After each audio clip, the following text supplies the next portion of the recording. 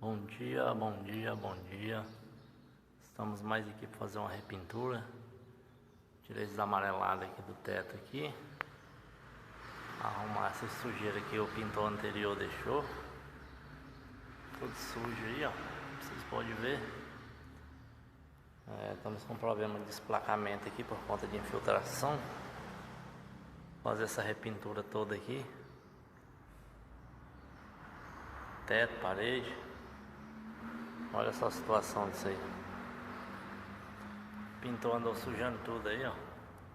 Aqui em cima porque não dá pra ver direito, ó. Mas tá tudo sujo, beirando aí. Ele saiu sujando a cerâmica toda aí, o piso, revestimento.